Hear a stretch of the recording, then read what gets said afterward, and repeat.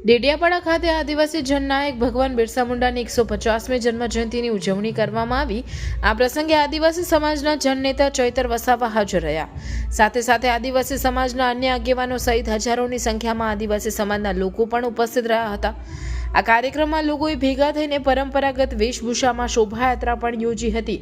આ કાર્યક્રમમાં આદિવાસી સમાજના નેતા ચૈતર વસાવાએ મહત્વપૂર્ણ મુદ્દાઓ પર લોકો સમક્ષ અને મીડિયા સમક્ષ પોતાની વાત રજૂ કરતા જણાવ્યું હતું કે આપણે ભગવાન બિરસા મુંડાની 150મી જન્મ જયંતિ ઉજવી રહ્યા છીએ।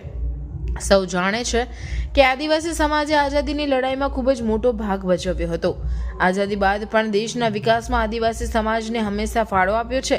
જ્યાં પણ ડેમ બનતા હોય કે નેશનલ હાઈવે બનતા હોય કે રેલવે સ્ટેશન બનતા હોય કે બુલેટ ટ્રેન નીકળતી હોય, આવી કોઈ પણ જગ્યા પર જ્યારે પણ જમીનની જરૂરત પડી છે ત્યારે આદિવાસી સમાજે પોતાની જમીનો આપી છે। પરંતુ જ્યારે આદિવાસી સમાજની વિકાસની વાતો આવે છે ત્યારે આદિવાસી સમાજના લોકોએ આંદોલન કરવા પડે છે। આજે પણ આદિવાસી સમાજના લોકોએ શિક્ષકો માટે, હોસ્પિટલો માટે, ડોક્ટરો માટે, સિંચાઈના અને પીવાના પાણી માટે અને પોતાના જળ, જંગલ અને જમીનના અધિકારો માટે પણ આંદોલન કરે છે। તો અમારો સવાલ એ છે કે ક્યાં સુધી અમારે આંદોલન કરવાના?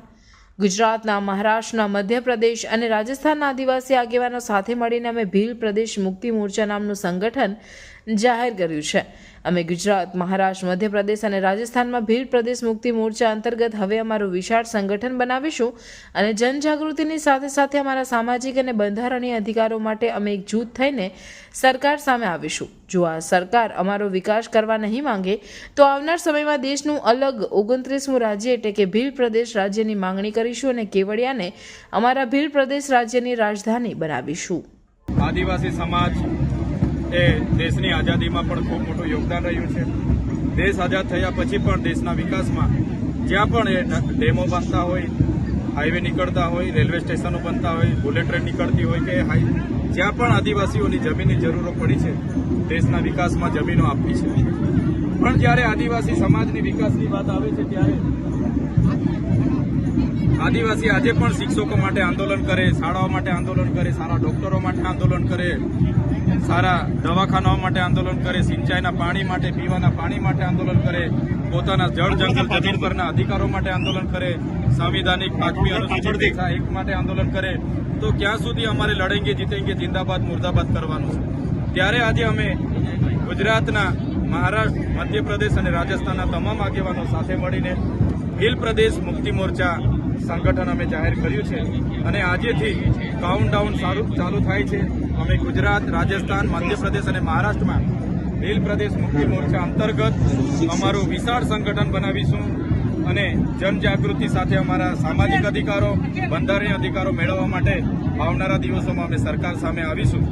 સાથે સાથે જો સરકાર અમારા આદિવાસીઓનો વિકાસ નહીં કરવા માગે તો અમે આવનારા ભવિષ્યમાં દેશનું 29મું રાજ્ય અલગ એટલે કે ભીલ પ્રદેશ રાજ્યની માંગણી કરીશું અને એની રાજધાની અમે કેવડિયા બનાવીશું। ખાસ પાર્ટીને મેં તમે એક વિનંતી કરી છે કે અમારા આદિવાસીના વિકાસના મુદ્દે કોઈ પણ પાછીપાની નહીં કરે અને જો કરશે તો અમે પહેલા વિરોધ કરીશું।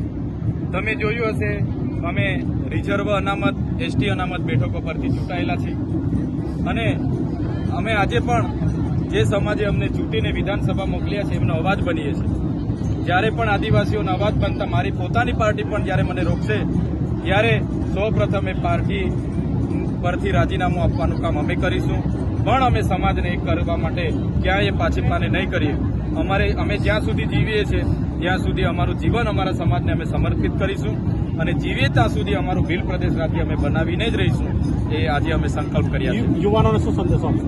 યુવાનોને પણ અમે સંદેશો આપ્યો છે, એમનો કેરિયર બનાવવાનો સમય છે ત્યારે મોંઘી બાઇકો લઈને નાચવા કૂદવામાં સમય નહીં બગાડે અને પોતે યુવાનો સારું ભણે, પોતાનું કેરિયર બનાવે, પોતાના પરિવારને સારી સુખ સુવિધા પૂરી પાડે, એ અમે યુવાનોને પણ આજે સંદેશો આપ્યો છે।